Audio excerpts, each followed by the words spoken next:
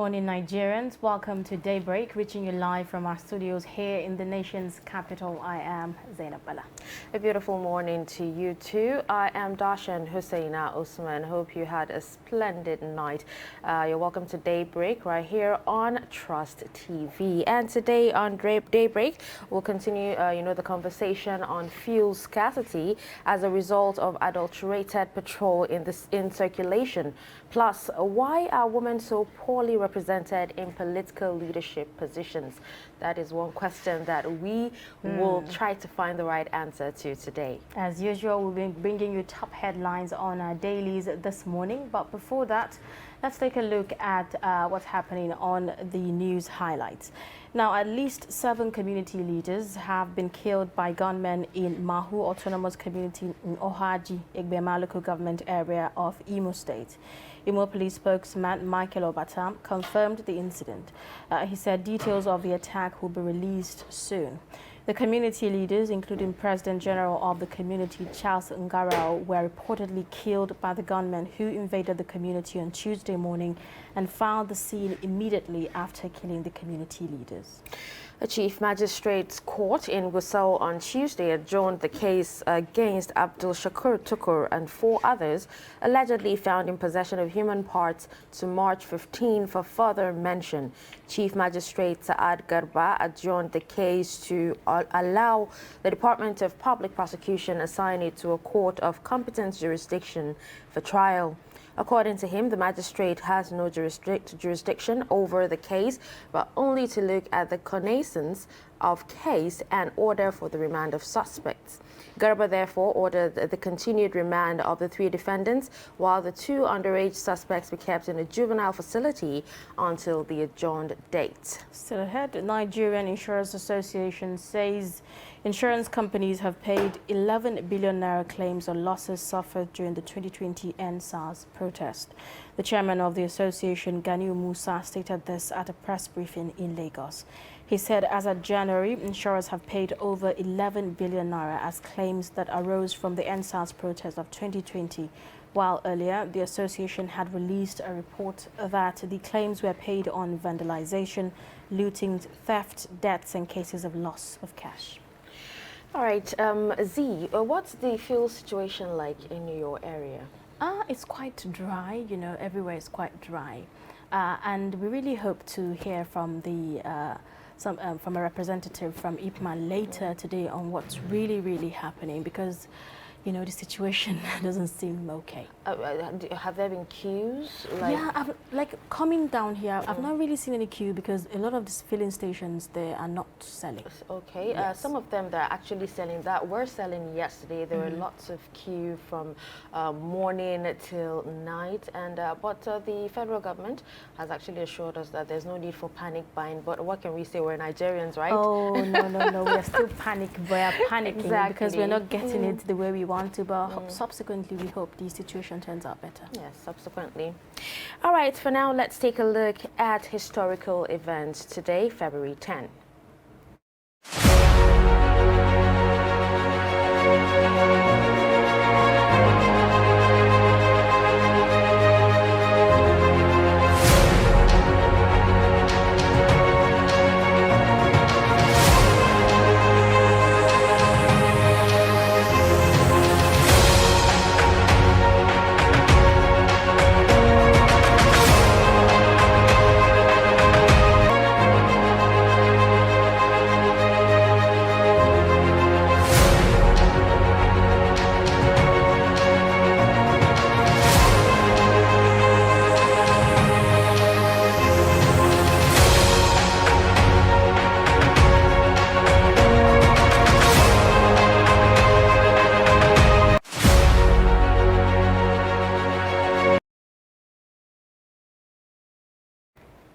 Okay, quite a number of very interesting, events that happened on this day in history. Talking about on this day, World Pulses Day is celebrated. When you say pulses, is it like the human pulses?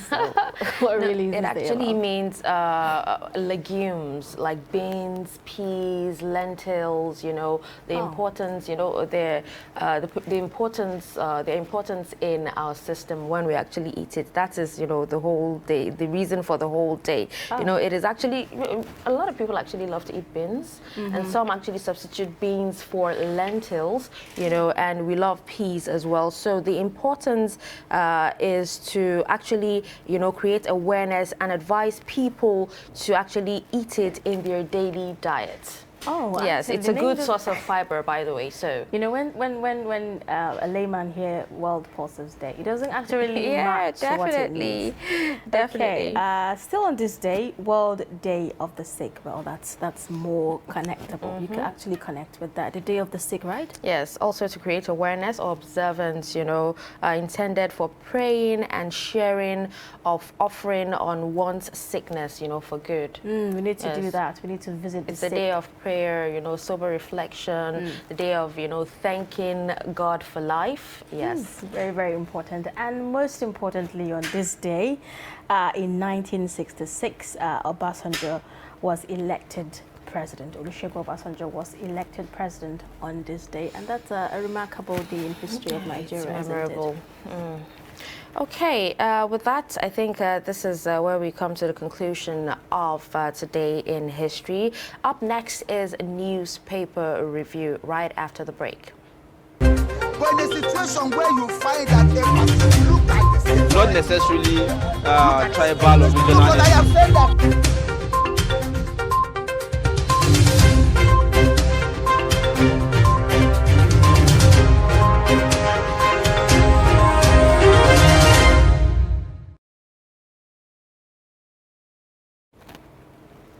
All right, welcome back. If you are just joining us, this is Daybreak on Trust Television.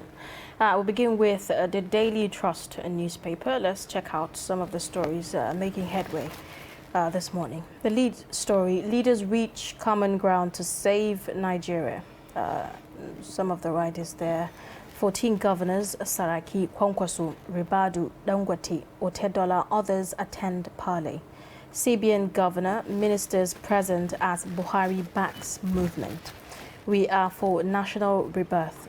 This is according to conveners. And right at the top on page 34, on page 14 rather, Senate okays bill to allow pensioners withdraw 75% of benefits from RSAs. Heads to roll as federal government investigates importation of adulterated petrol. We're going to be looking at that later. It's a second discussion on the program. Spend public funds on medical tourism, get 500 million fine, 7-year jail. This is according to reps. Down just below the headline there, you'd see Hisbah destroys 3.8 million bottles of beer in Kano. Bandits kill DPO, soldier in fresh Katsina attack. Reps to Buhari declare emergency on ritual killings. That's really great because the issue of ritual killings have been in the news in the past week, and it's quite alarming. On page 8 on the Daily Trust newspaper, hijab, Muslim leaders talk tough, urge Kwara to change schools' names, warn against bullying of Muslim students. These are some of the major stories on the Daily Trust this morning. All right, with that, we'll move on to Blueprint newspaper. We have the lead story there on the re-amended electoral bill, saying why Buhari must avoid conspiracy by power interests, says IPAC. And the writers there say delay has grave implications for 2023. CISLAC, assent to bill bequeath transparency, credibility, Albino Foundation tells the president, and you can find details of that story on page 6. We also have right below it, NNPC, or beside the pictorial there, NNPC orders 500,000 tons of fuel to ease shortages, and FG begins probe of adulterated imports. At the top of the page there, you'd find a story saying terrorists kill Jibia DPO, 2 others abduct housewife, and writers there that say gunmen kill 4, raise Southern Kaduna community, one slain, another kidnapped in Zamfara mosque attack. And if you come down to the bottom there, you'd see a story on page 13 that says Zulum resettles Malari returnees with 58.5 million naira of food and others. And we also have ex-JAM registrar Ojerin Day floated 8 companies, acquired 3 houses, says witness. On page 21, you'd find a story that says AEDC resumes a MAP scheme, targets 180,000 meters. And these are some of the stories on the front page of a Blueprint newspaper. Okay, let's move on to other papers this morning. Let's take a look at what's happening on the Punch. The lead story there, adulterated fuel. Marketers fear court cases. Federal government hints at compensation for damaged vehicles. And some of the writers there say customers having problems with fuel suing outlets, arresting owners. This is according to marketers. 300 million litres arrive in Lagos as NNPC assures customers of 20-day supply. We hope to see that happen. And then right at the top on page 24, NIMC portal, telcos bow to pressure, begins server configuration to NIN platform. And on page 8 on the Punch, foreign treatment, reps propose 7-year imprisonment, 500 million naira fine for officials. You'd also see the story about ACF tackles Akeredolu on Southern presidency, says constitution must prevail. We assembled 100 presidential materials, says 2022 committee. And then there's a pictorial there that shows scenes of the ongoing demonstrations against COVID-19 vaccine mandates implemented by Canadian Prime Minister Justin Trudeau in Ottawa on Wednesday. And then just below that pictorial, you find a story about Zamfara Assembly begins process to impeach Matawale's deputy, and that story is on page 16. And on page 5, we are investigating video of lecturer shaving students' hair in classroom. This is according to the university. National Assembly PDP caucus meets and lawmakers back presidential bid. And on page 17, Wiki lends support as EFCC rearranges JANG for 6.3 billion naira fraud. Police suspect robbery. Gunmen in military uniform kill Ogun businessman, flee with car, money. And on page 8, you'd find the story about 5.2 billion naira fraud. JAM ex-registrar operated 8 phony firms, says aid. These are some of the major stories on the Punch. All right, with that, we'll move on to the Nation newspaper. And the lead story there says Silver. Government will unravel how toxic petrol was imported. And writers that say fear grips Petroleum Ministry Department. Scarcity spreads to Osun. All right, at the top there, you'd find stories. This one says, Oyo government, IBEDC clash over 850 million naira debts. We also have 286 Americans, Europeans, others acquire Nigerian citizenship. Details of that story on page 2. Operators groan over rise in aviation fuel by 110%. We also have Oyetola, Lasun, Adeoti face APC screening today. Right at the bottom of the nameplate, you'd find a story that says 300 million vaccines to roll out from Senegal factory. And then we also have bandits kill DPO. And right beneath it, we have minister accuses ASU of blackmail. Their demands are being met. Union gives condition to avert strike. And we also have Tinubu, Akeredolu, greet Fayemi at 57. These are some of the stories that made it to the front page of the Nation newspaper today. On The Guardian this morning, industry risks collapse as aviation fuel hits 400 naira per litre. And the riders there, fuel price increased over 100% in 1 year from 190 naira per litre. Air travelers to pay more. Local airlines groan over spike in operating expenses. I'd also see the story on page 2 that states 300 million litres of premium motor spirits arrive Lagos. Federal government begins probe of dirty fuel. And on page 6, Army confirms killing of 2 soldiers, 4 gunmen in Anambra. Federal government approves 286 Americans, Arabs, Asians to become Nigerians. You find the details of that story on page 3 on The Guardian. You'd also see on page 4 the story about ASU threatens nationwide strike over federal government's failure to honor agreements. You'd also see other stories on The Guardian this morning. 2022 committee rallies support for economy, national rebirth. And on page 28, talking business, MTN pays government $273.6 million for 5G license ahead of deadline. These are some of the major stories on The Guardian newspaper this morning. All right, with that, we'll move on to Tribune newspaper. And we have the lead story there on adulterated fuel, saying FG begins probe of adulterated fuel imports, says no need for panic buying as FEC okays 13 billion naira contracts for aviation, petroleum ministries. Airlines raise alarm as aviation fuel now sells for over 400 naira per litre. And then right at the bottom, we have a pictorial of the Ogun State Commissioner for Agriculture and some other dignitaries, at a meeting to discuss investment opportunities in Ogun State. And these dignitaries, some of them are from Cairo, Egypt. And then we also have another pictorial of some women lamenting the demolition of their houses at Egede waterfront by the Rivers State government in Port Harcourt on Wednesday. All right, moving on to more stories. Electoral Act. Malami using office to endanger democracy, CSOs allege. And you can find details of that story on page 2. Leave Emefiele out of politics, economists warn propagandists. Don't ignore ASU's strikes or ASU's threats on strike, parents tell Buhari. We also have more stories. 14 governors, 13 ex-governors, 3 ex-Senate presidents, others met in Lagos to build consensus for national rebirth, says conveners.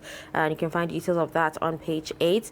We also have federal roads. Nupeng threatened strike over alleged misappropriation of 621 billion naira fund. Court gives judgment today on elevation of Ibadan Bales. And then Africa GDP falls by $165 billion, 30 million lose jobs, 26 million drop into extreme poverty, says AFDB president. These are the stories on Tribune newspaper. Okay, moving on, we have Nasrul Lawal Abubakar. He's the publisher Dateline 360 here in the studio to talk to us about some of the stories making headway on our dailies this morning. Good morning. Good morning. Okay, of interest to me is a story on about spend public funds on medical tourism, get 500 million fine, 7-year jail term, and this is according to the House of Representatives. How interesting is this story to you? Well, it's an important one because, for quite a number of years now, actually dating back to a very long time, people are always complaining about the fact that the state of our public health facilities are nothing to write home about.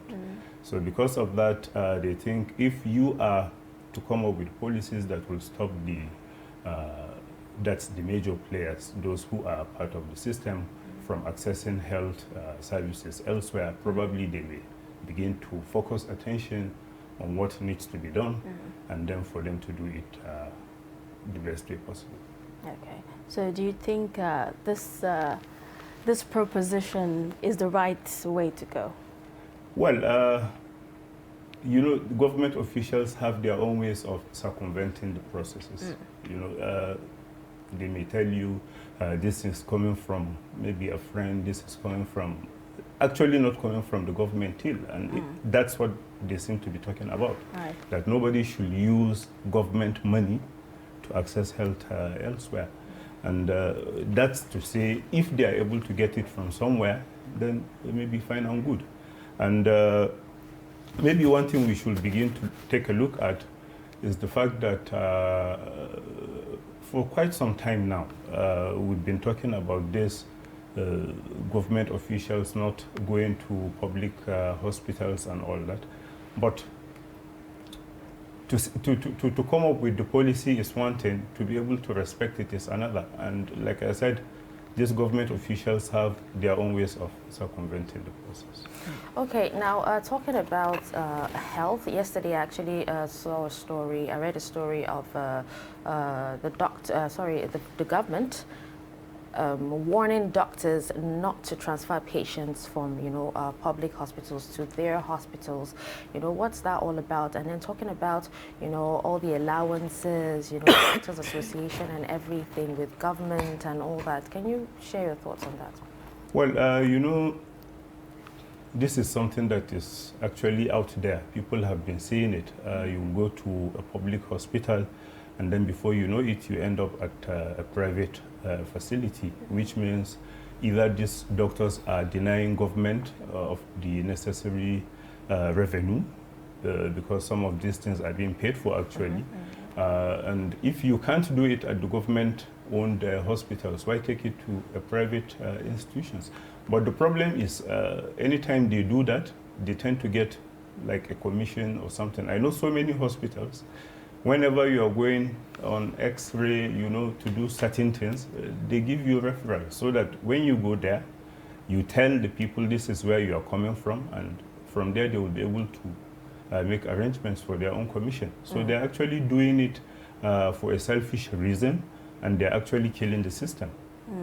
Okay. We all know that one major challenge we're having as a nation currently is the issue of insecurity.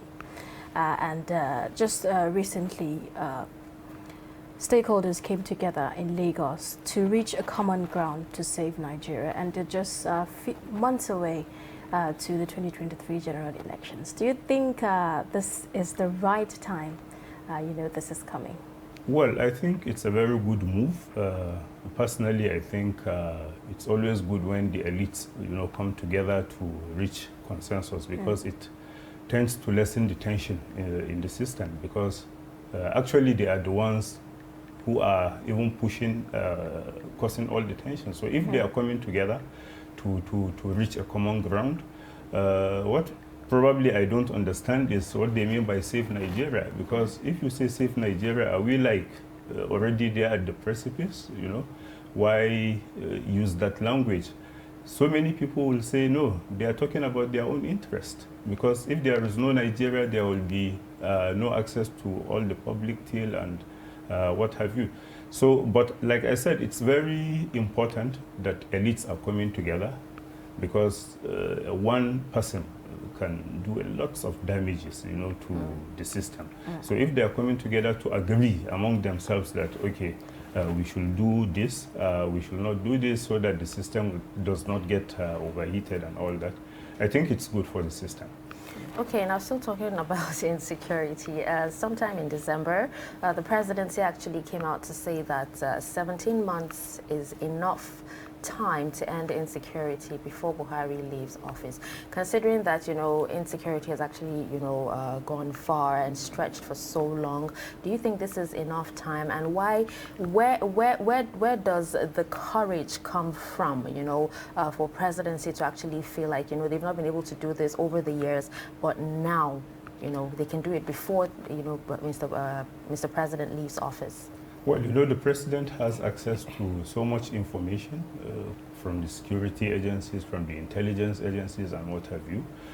Some of this information may not be readily available to the people. So if the president is saying that probably he has heard from those that matter, that's from the security agents, probably giving him the confidence that this is something that we should be able to finish in 17 months, but probably they also have their own things that demands that they will require. Probably we need new sets of weapons and other relevant materials to enable them actually do that in 17 months like they said. Well, do you think they're taking the fight to bandits? Because we still hear of cases of killings, like the recent one in Katsina where, police officer and others, were killed. Well, I think the security agencies are trying. You know, that's looking at the all the things. You know, but like you said, unless we start taking this fight to the terrorists, honestly, we are going nowhere, because if you just sit and allow them to come and attack, probably even get weapons from you, then there will be no end in sight for all the insecurity. So I think the best way for the security agents is to always take this, the fight to these terrorists, so that they don't even give them time to even think of what to do. So do you think we have the capacity to actually take the fight to the bandits? I think we do, because you can see most of the weapons that they have been using, anytime they recover all these gun trucks and what have you, they tend to come from the Nigerian security agencies. You see it, you know, marked that, okay, these weapons were actually taken from the armory of the police or the soldiers. Right. So if actually they can use those weapons, they should be able to do so many things. Well, we've actually had situations where, you know, they've taken the fights to the bandits. Would you say they actually had enough information before, you know, doing that? Because in most cases, when they go and come out unsuccessful, you know, the residents of, you know, the community or even the masses end up suffering the consequences. Yeah, that's another thing. That's why, you know, the security agents are actually against some of the information actually going out, because they think by doing that you are like emboldening the terrorists. Anytime they get this information or this feeling that actually what they did was successful in a number of places, they tend to become emboldened. And then, of course, the people are the ones that will suffer the consequences, because they are the ones that are always available for the terrorists to attack, you know, to confiscate things from them and so on. Okay. Now we're still waiting for President Muhammadu Buhari, you know, to give assent to the re-amended electoral bill. And some civil society organizations are saying that the delay, you know, is going to have great implications on the 2023 general elections. Are you of that opinion as well? Well, unfortunately, we are back to square one, because there are still some proponents, some saying the president should sign it, others say, no, the president should not sign it. Probably they are all doing it based on their own selfish interest. But what is the best for Nigeria? I think that's what the president should consider, and then consider giving his assent to the bill. I think, you know, before now, there have actually been a lot of controversy surrounding, you know, the bill and, you know, direct, indirect primaries, you know, and everything. Now that consensus has actually been added, and which is something that the presidency actually wanted, why the delay still? Because they also introduced some things that were actually not part of the first bill that the president rejected. Okay, when you are doing the consensus, you now have to include the signatures of all the stakeholders, so that it does not look as if somebody is trying to force his own opinion on them.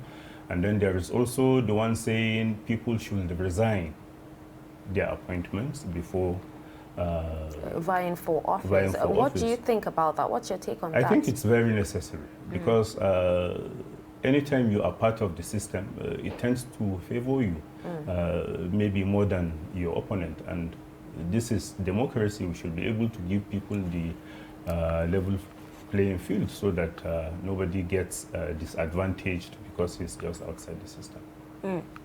Okay, you know, other stories, you know, making the rounds is the issue of ASU.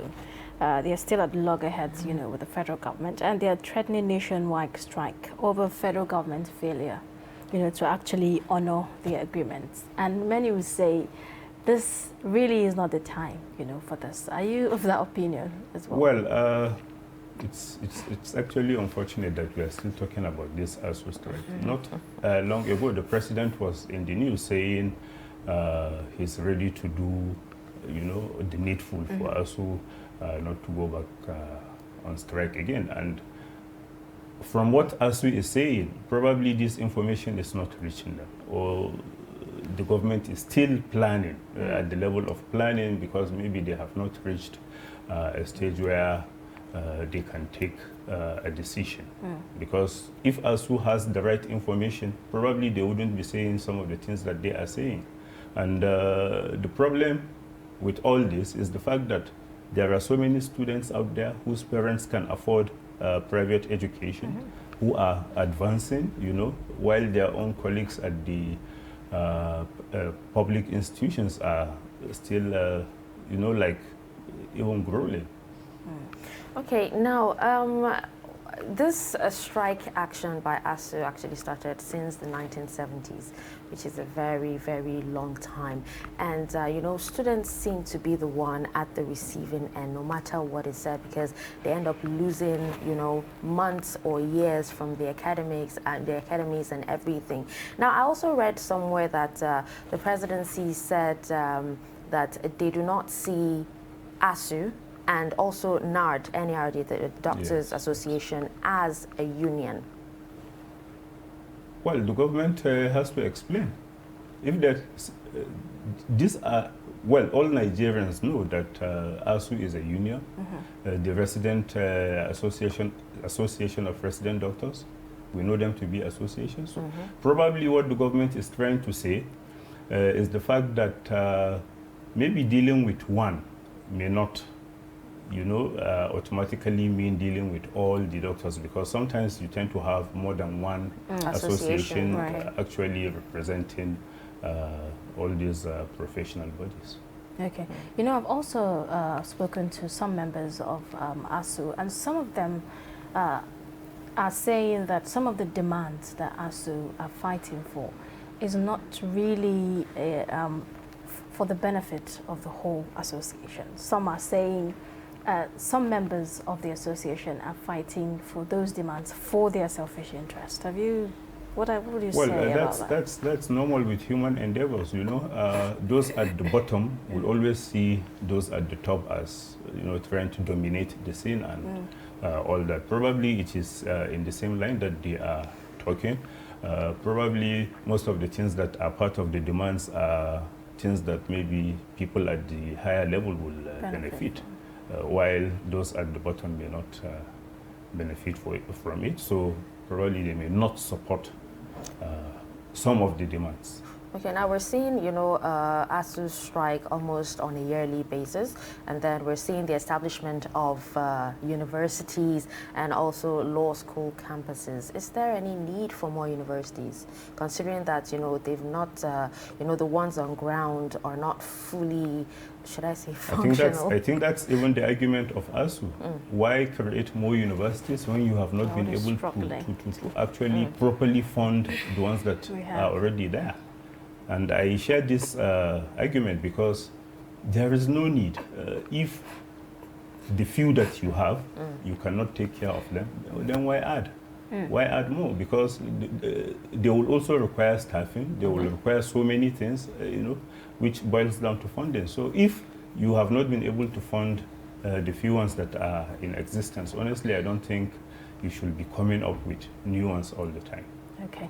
Now, a very, very interesting story to me on the Nation newspaper, the one about 286 American Europeans, others acquire Nigerian citizenship. It's usually on the flip side, Nigerians wanting to acquire, you know, international citizenships and all that. I think this calls for searching, because when you are trying to leave the country, you know, thinking that maybe it has failed, it has not been able to meet your aspirations and all that, and then here you have so many people, you know, like even jostling to be part of the system, because some are actually doing it because of their business interest and what have you.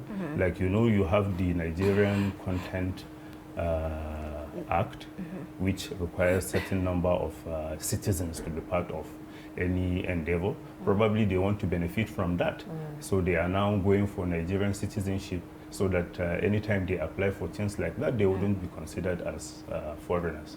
So they may be doing it actually for some reasons that So is that a bad thing? No, it's not a bad. It's actually not a bad thing. Okay. Because the system has not been able to help those that's the real Nigerians, to be able to do some of the things that these people are coming in to do.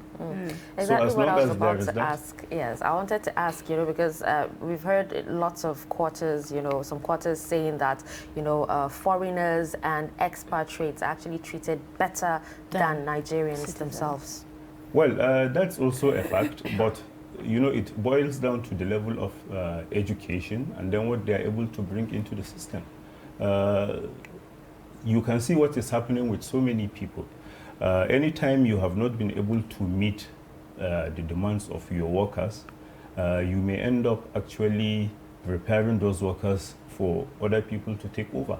So it has always been like that. The expatriate quota, I think it's part of the system. Before you allow a foreigner to be part of the system, you have to convince the authorities that this thing that this man is coming to do is actually something that we couldn't get locally.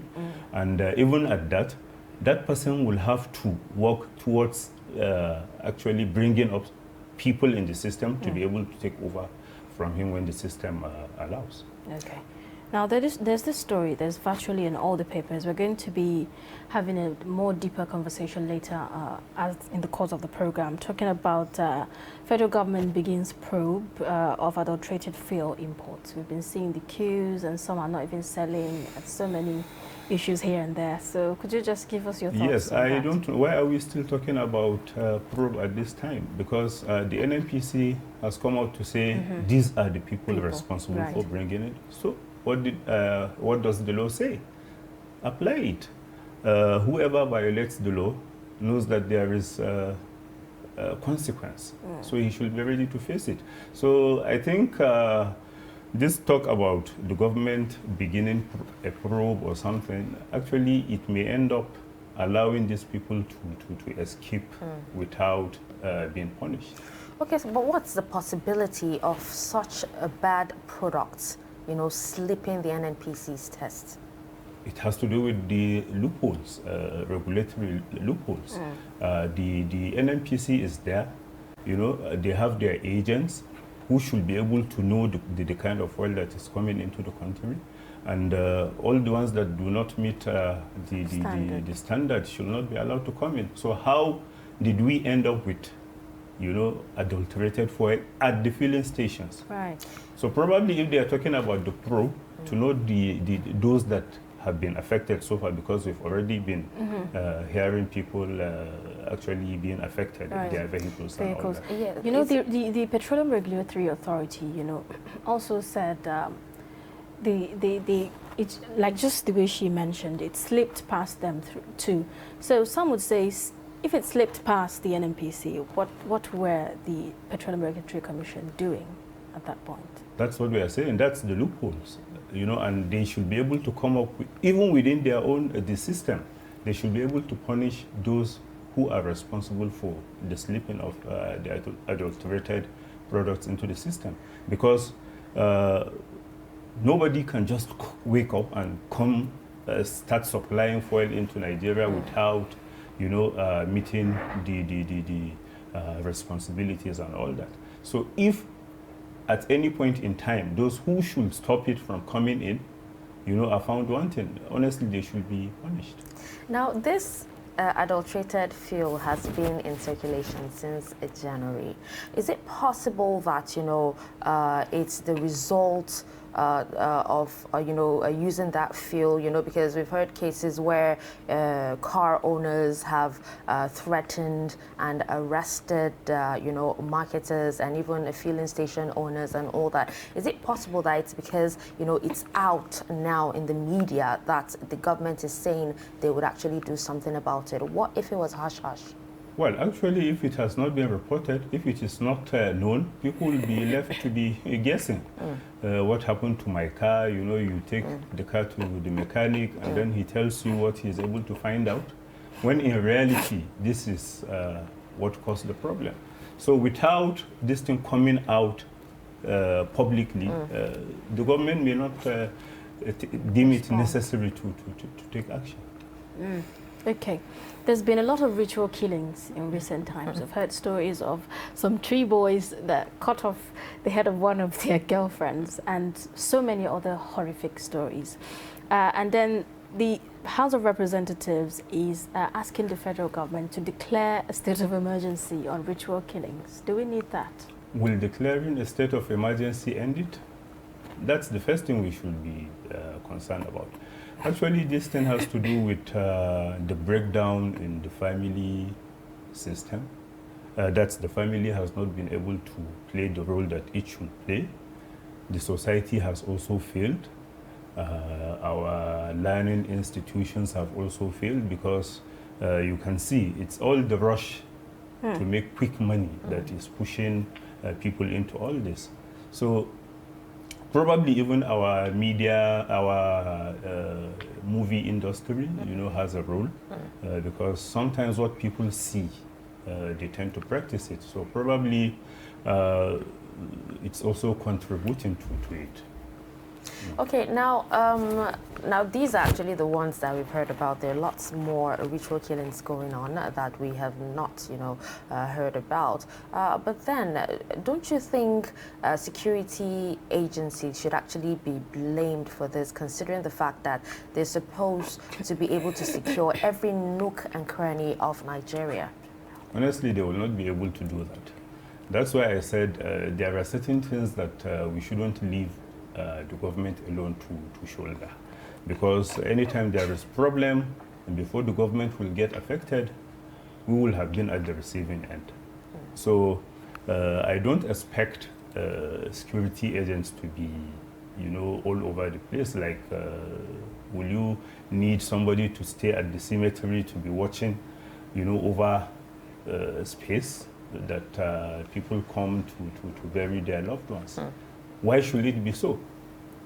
Those who are pushing these people into taking these actions actually are the ones that we should be targeting, and it has to do with reorientation, family coming together to play the role that they should play, and then the society also doing its own part.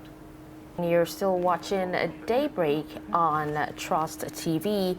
All right, today on Daybreak, to our first discussion, we will be talking about a woman in politics and why they are so underrepresented. Now, women's roles and functions are linked to the cultural, social, political, and financial environments they live in.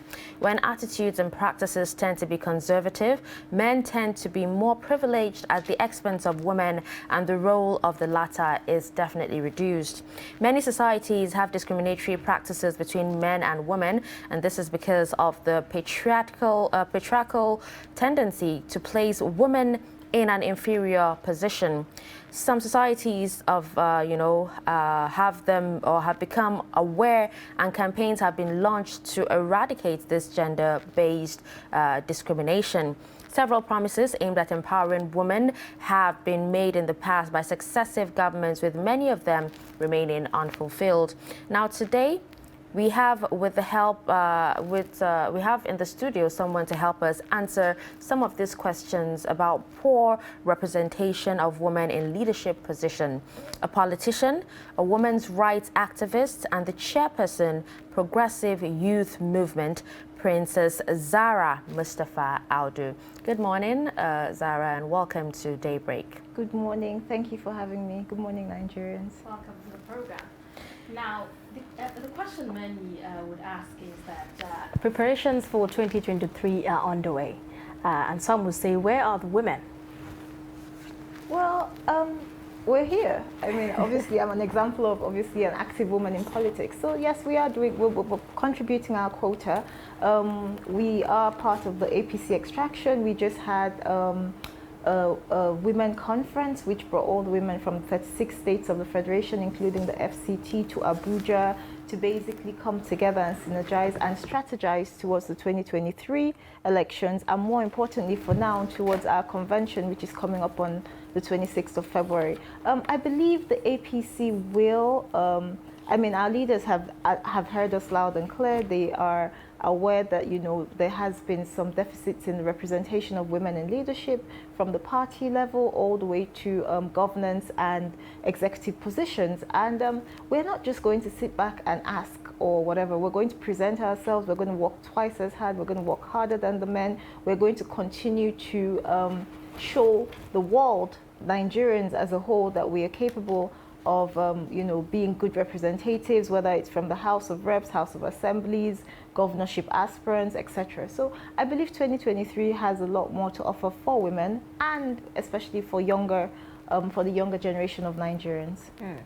Okay, now politically, women have actually been relegated to the background. Now, despite tremendous efforts, you know, put forward by government and also non-governmental organizations, why is this still an issue in 2022? I'll tell you something. I think a lot of it has to do with the African culture. I was at a meeting yesterday, and I'll be honest with you, because the political environment it's really a man's world. It's very uncomfortable. So 90% of the time as a woman, even just being in the setting, in the meetings, you're always outnumbered. Most of the time you find that you're the only one there, you know, so that in itself is not the most comfortable situation to be.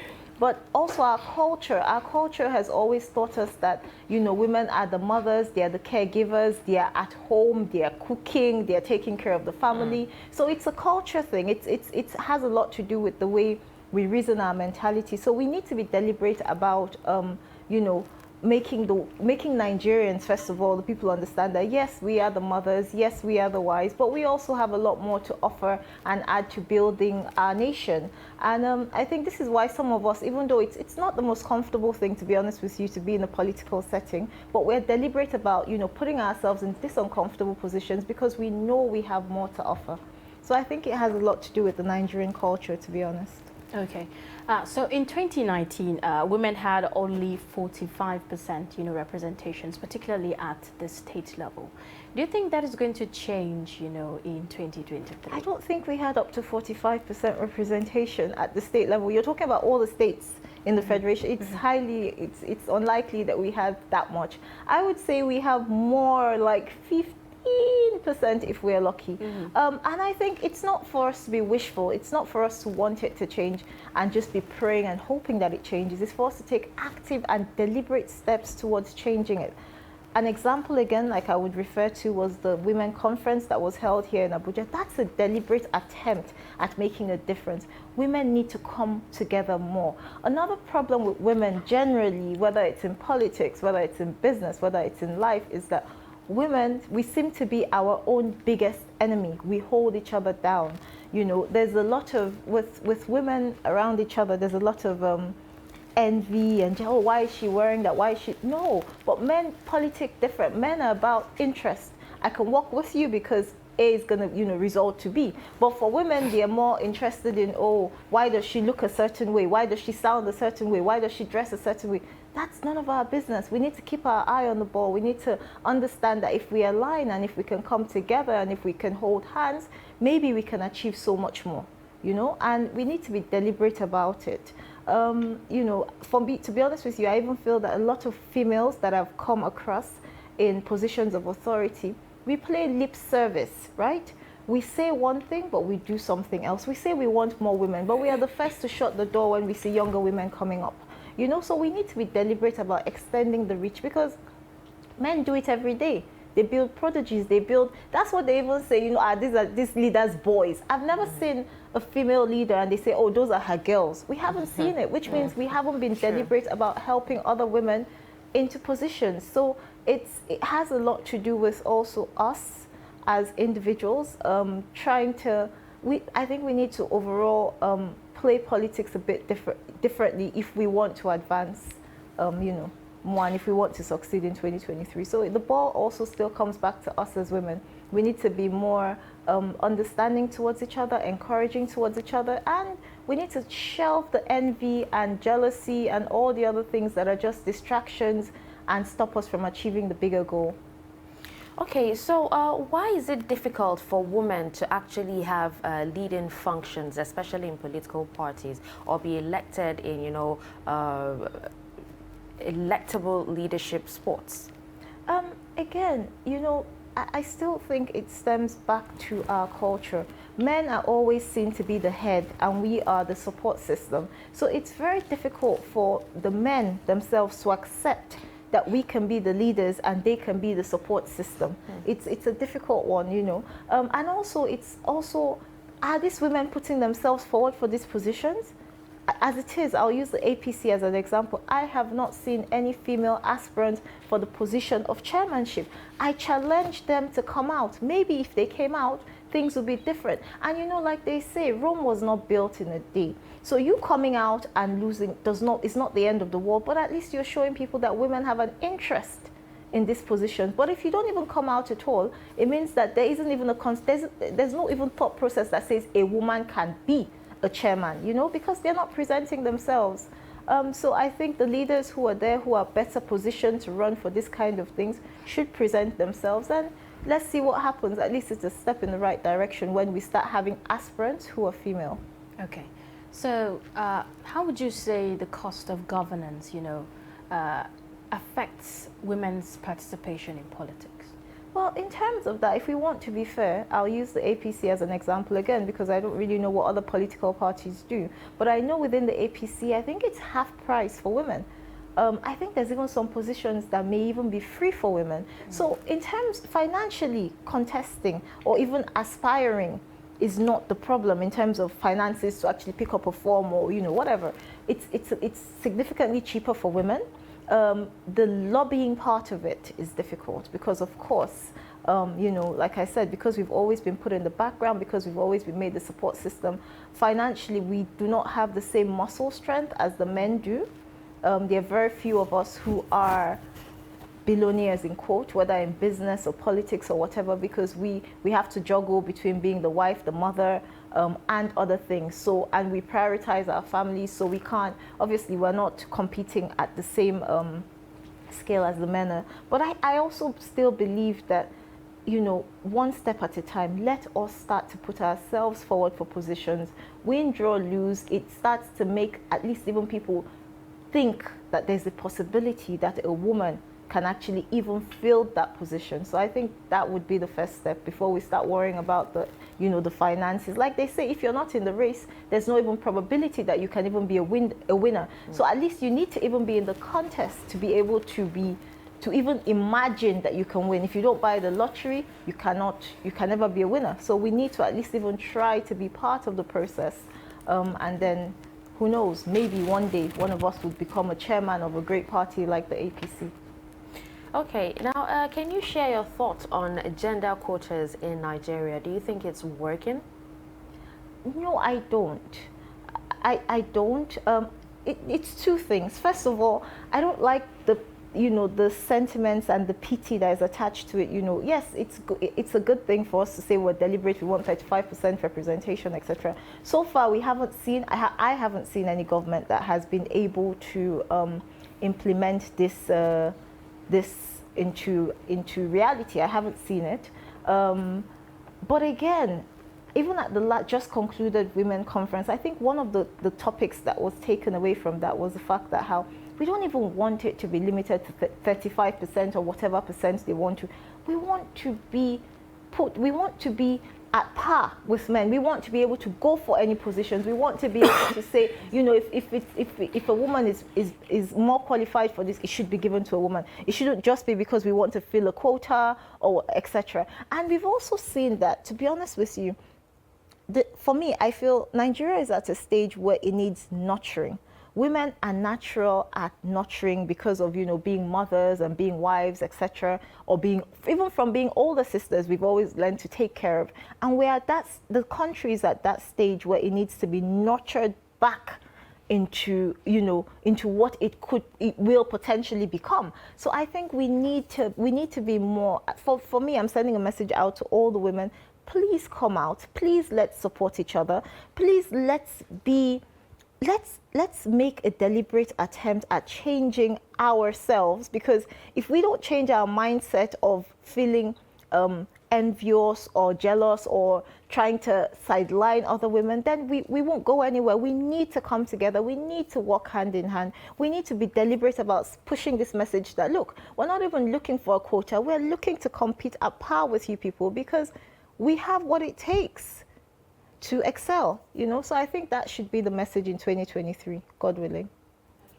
You know, another contrary opinion, you know, by some people in some quarters have said that low media coverage of female candidates is also responsible. Do you think that is so as well?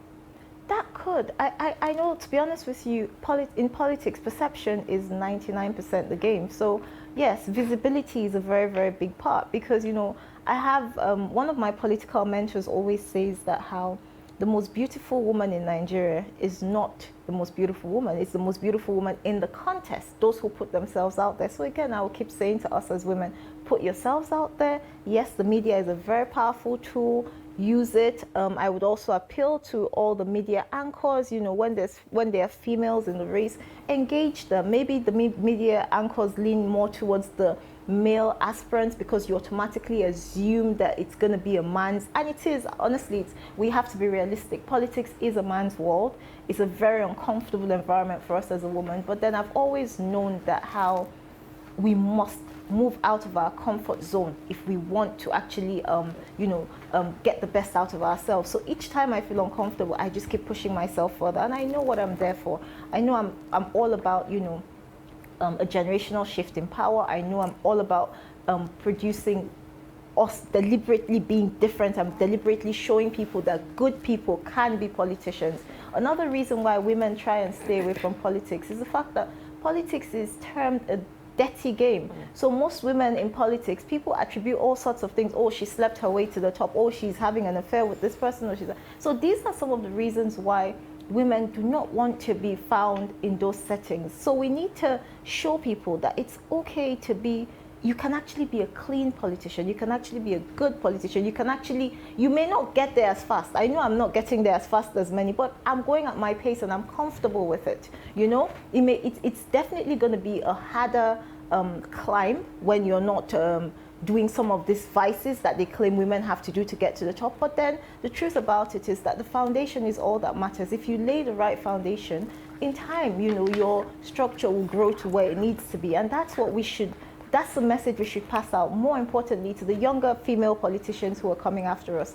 In fact, this term politician, it took me a very long time to be comfortable being referred to as a politician because, again, I always felt that politics was a dirty game. So I didn't really want to be associated with politics in that way. But I politic every day, so it would be ridiculous for me not to start to accept that, well, unfortunately or fortunately, I am a politician, but I do want to be a politician that is different. I want to make it known from the start that I'm principled. I have, you know, I may not get where I want to get now, and I may not get where I want to get in 2023, but I'm going to keep the fight. I'm going to keep it because it has to be meaningful. It has to be more than just, you know, personal interests.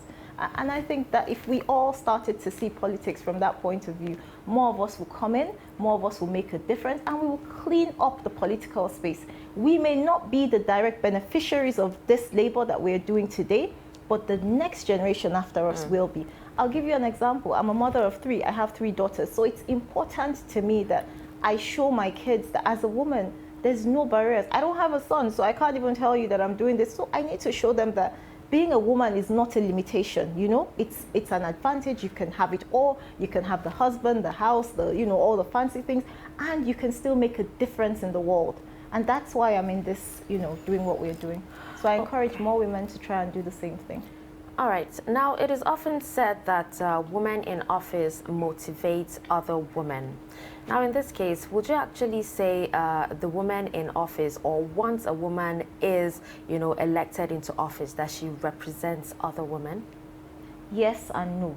Yes, because for every woman that we have there, it inspires you to think, I could be her. And it's a good example for the younger generation coming up and saying, wow, she's doing it, so there's hope. I can do it. I'll give you an example. Kamala Harris, for her being Vice President of the United States of America, it gives hope.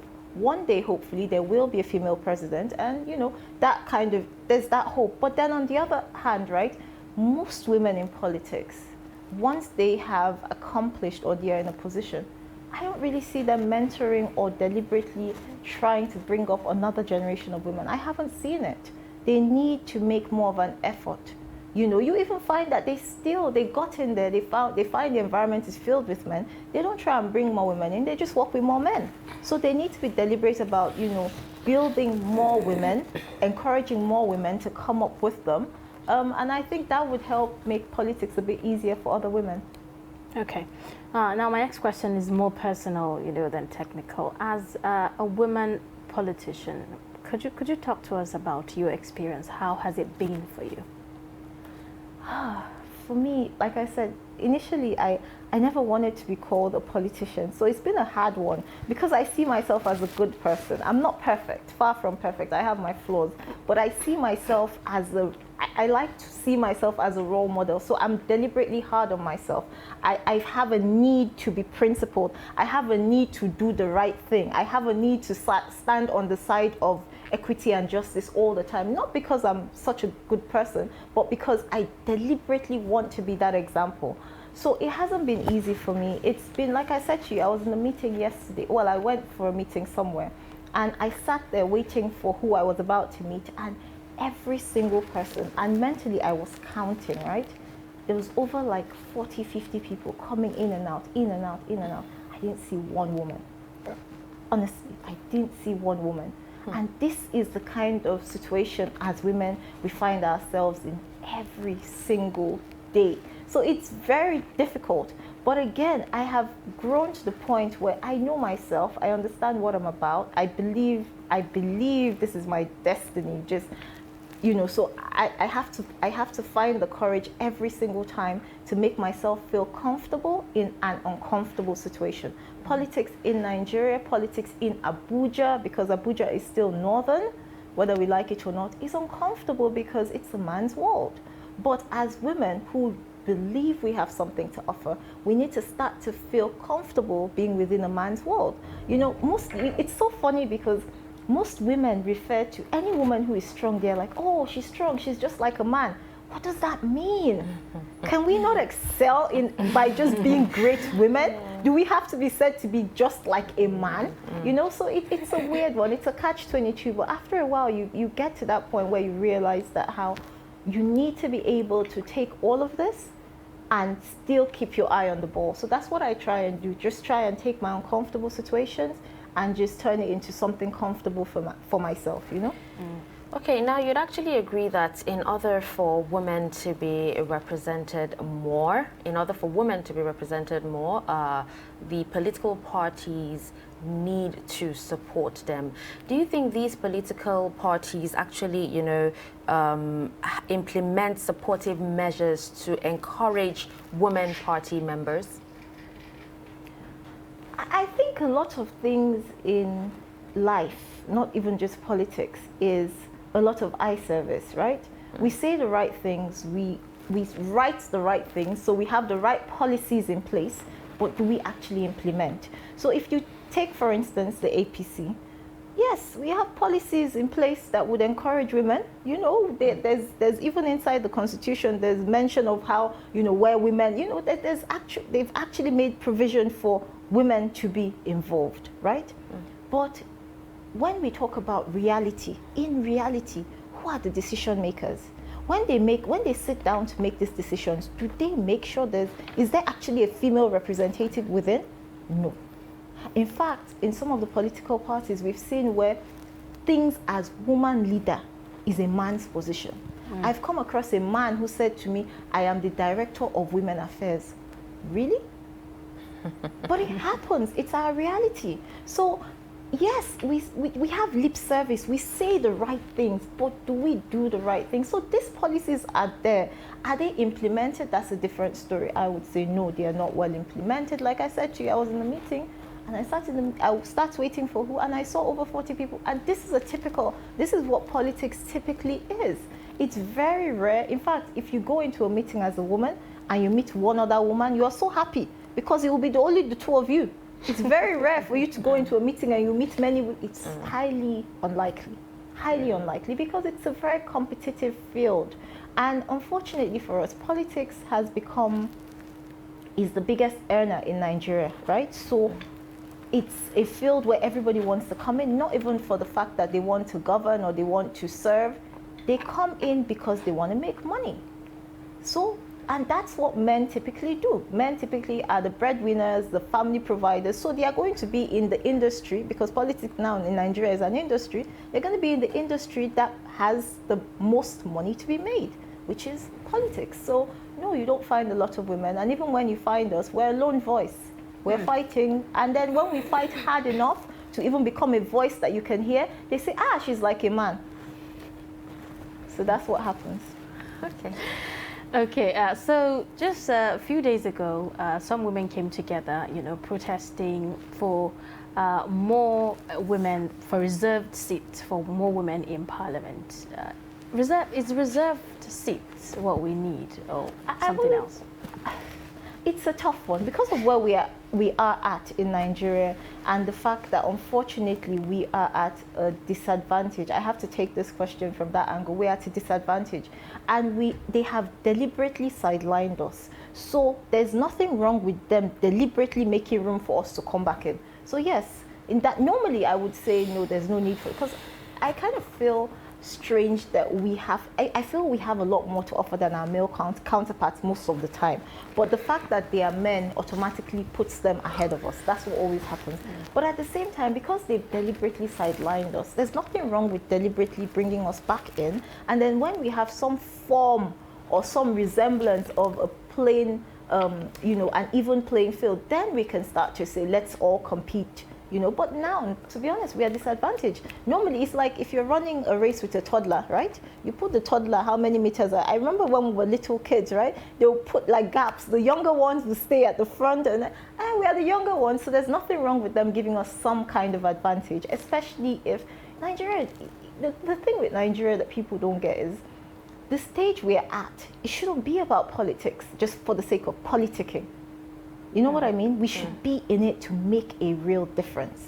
The country is in a dire state. And for many of us, Nigeria is all we have. I'm purely Nigerian.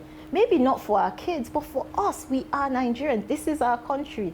So we need to actually start thinking Nigeria first before. The problem is we're all in politics especially the men, for selfish reasons.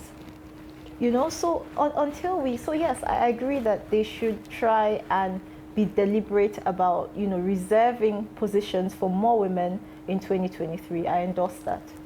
Now, talking about, women inclusion, there was actually a report that was conducted recently, and it's on the evolution of women's entry in the parliament from 2000 to 2015 in Nigeria. And it actually showed that in 2003, there was 4.9% of women representation. In 2006, it was 6.1%.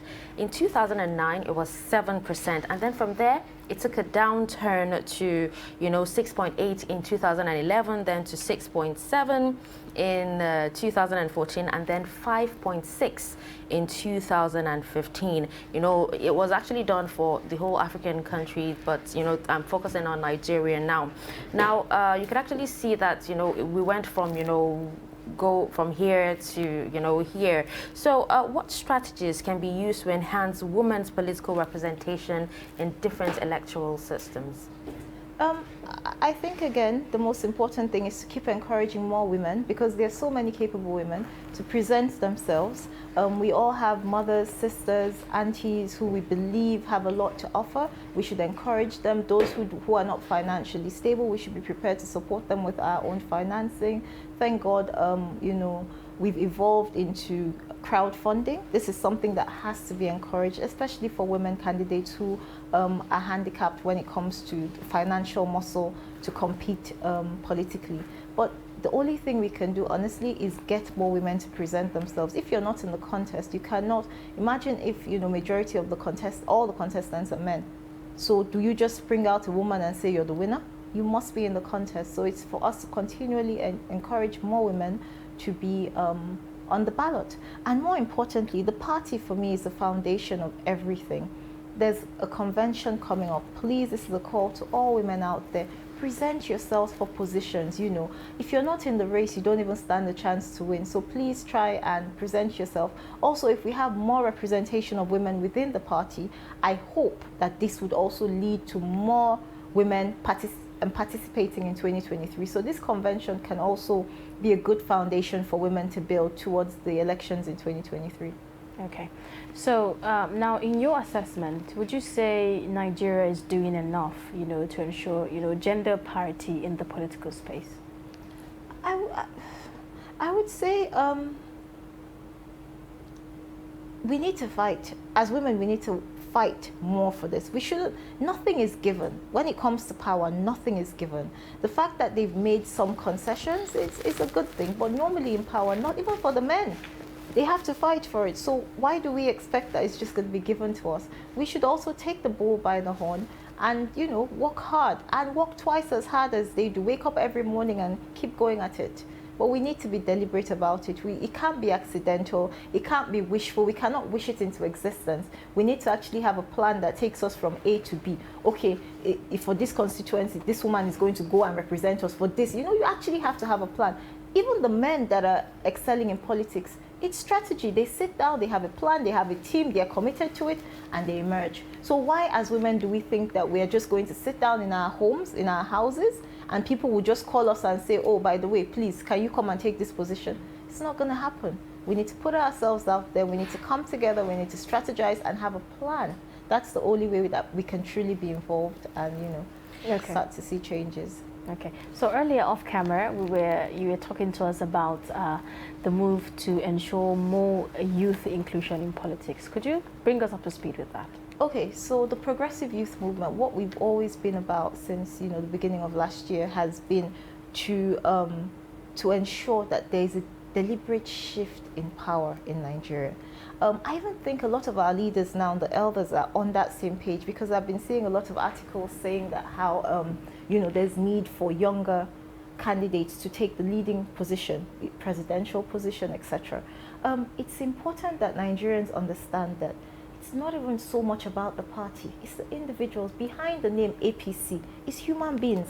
Behind the name PDP is human beings. So human beings are the problem, not the initials of the party. So we need to be deliberate about bringing in new people to solve this, the national problems that we face. Because for me, it's very, very simple. If you keep doing the same thing over and over again, how can you expect a different result? We have a culture of recycling leaders. One person will be governor, he'll finish from being governor, he'll go to Senate. He'll finish from being Senate, he'll tell you he wants to be party chairman. He'll finish from being party chairman, he'll tell you he wants to be president. But first of all, Mr. Governor, you had maybe 8 years or maybe 4 years. What did you do with that?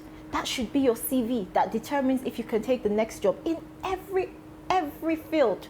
In your field, you would progress based on antecedents, right or wrong. You wouldn't just progress because you're constantly in the field, hopping from one station to, that wouldn't be that's not what they would use to assess you, to move you ahead, right or wrong. So as Nigerians, we need to be deliberate about that. Anybody that has held so many positions and doesn't really have a lot to show us as antecedents should not even be trusted for anything else in the future. That should be an automatic disqualification, if you ask me. You should actually be looking for, if we've had the same problem since many of us were born. We've always complained, oh, there's no lights, there's no this, there's no basic infrastructure. We've never had that. I've never been I was born into a Nigeria that looked like this. I don't know about other people. I was born into a Nigeria when we were children, when they bring light, we say, up NEPA.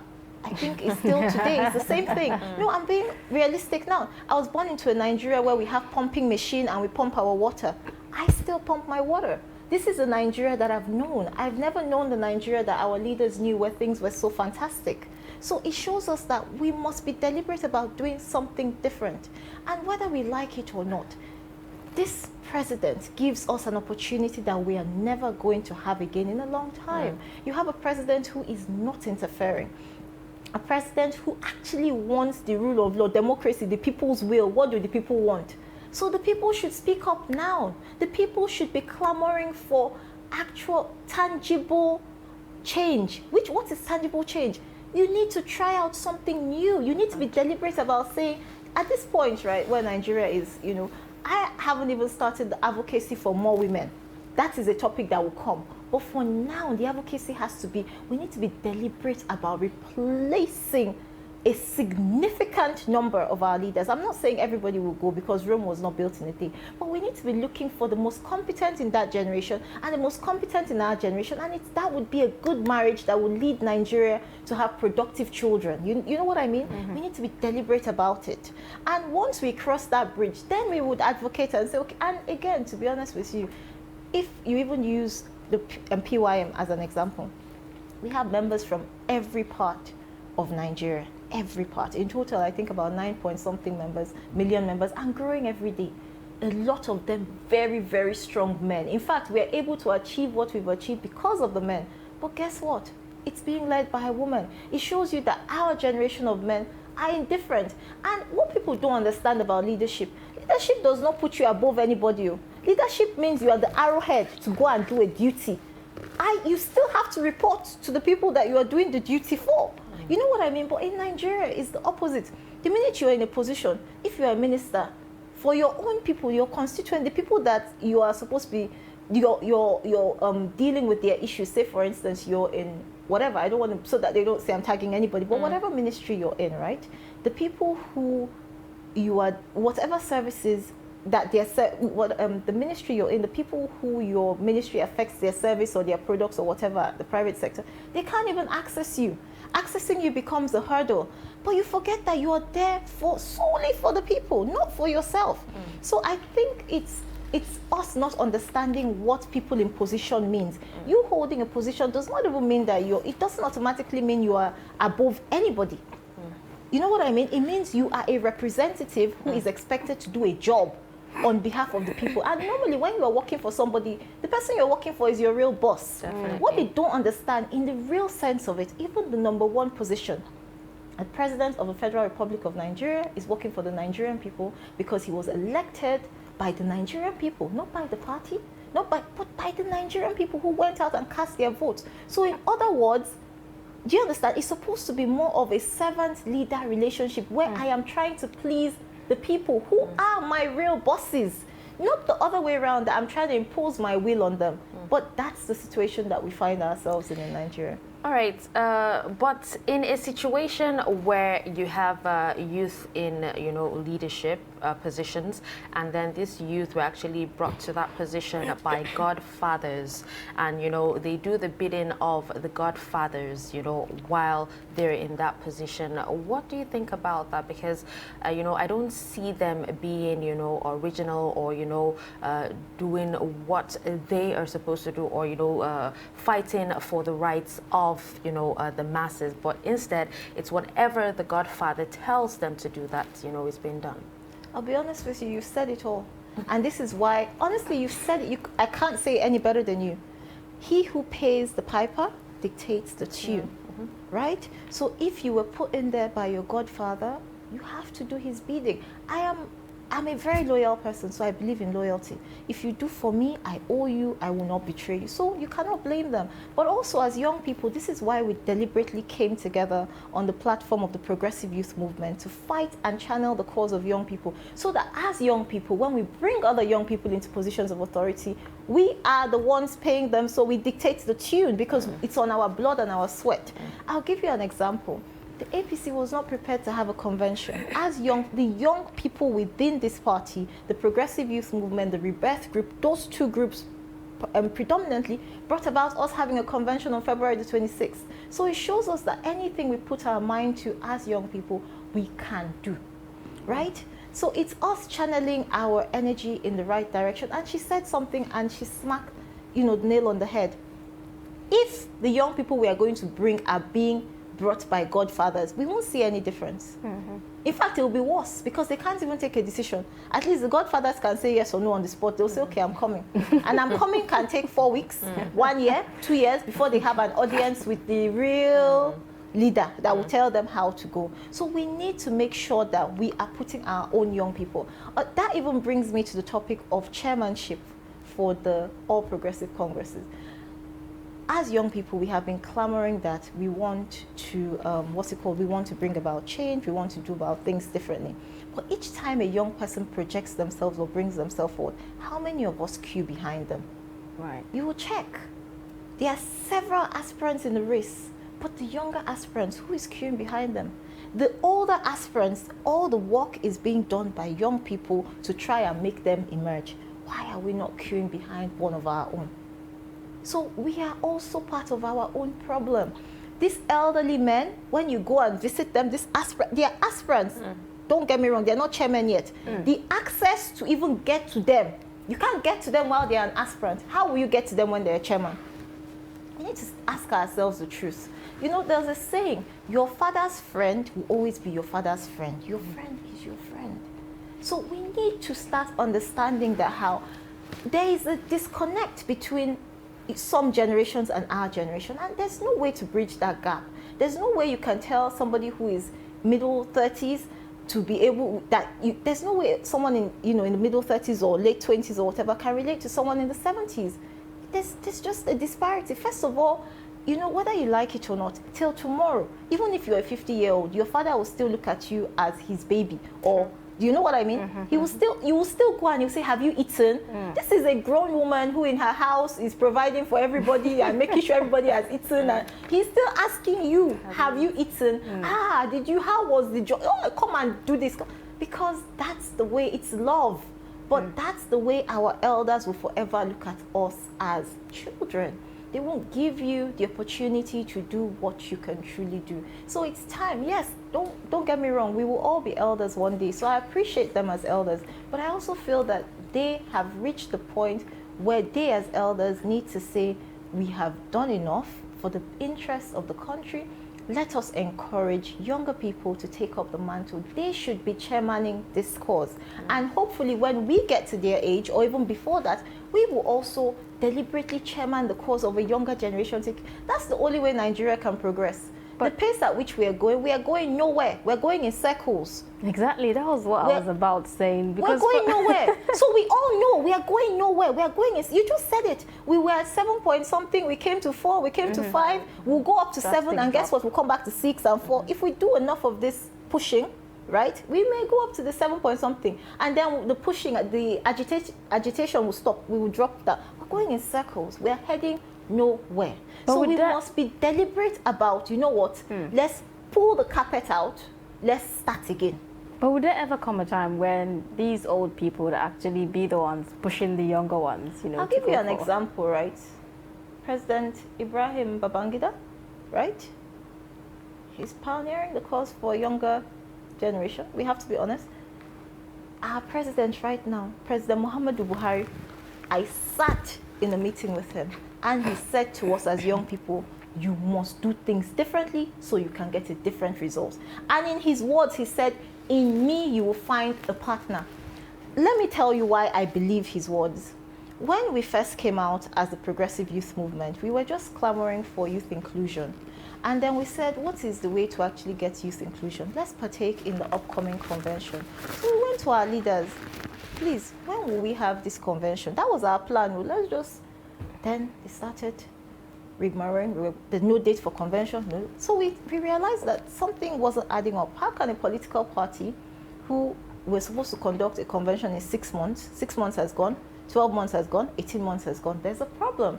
This must be fixed. The only way we are in a democracy, the only way to truly make change in a democracy is through an elective process, right or wrong. You can't just go and I've taken charge. This is not a military, right? So we decided we must get them to set a convention date, which we have done.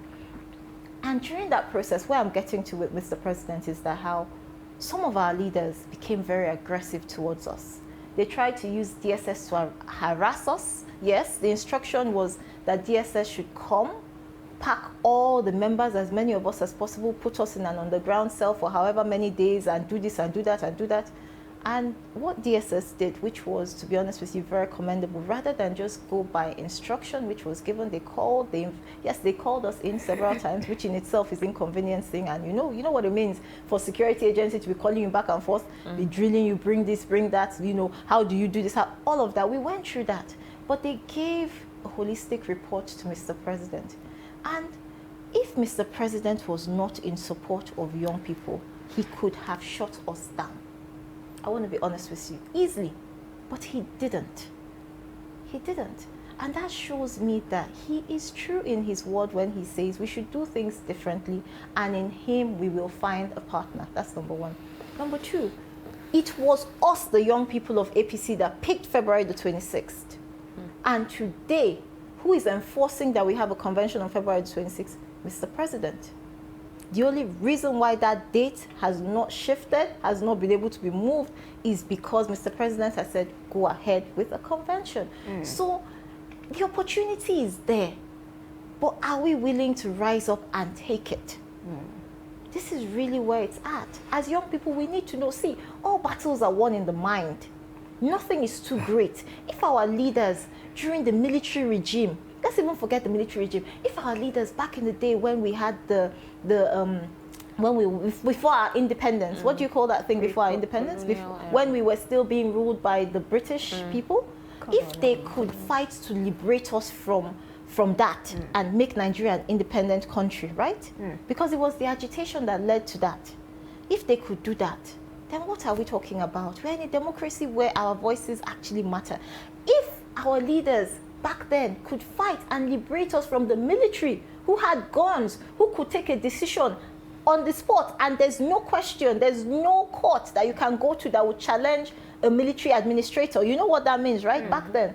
Well, I'm a military child, so I know what I'm talking. If they could take those kind of decisions, who are we today that we don't think we can write? This is a democracy where we can talk, we have people like you. During the military days, people like you cannot have some of these conversations. First, you'll be scared for your life, and I would definitely be scared for my life. I won't come and talk about what? You know what I mean? But we have that now, and we are still not making the most of it. Then it's our fault. As young people, we need to come together. This has always been our message, and this will always be our message. We need to come together and be deliberate about taking power. Step one, chairmanship. We must support a young candidate to emerge as the chairman of the APC.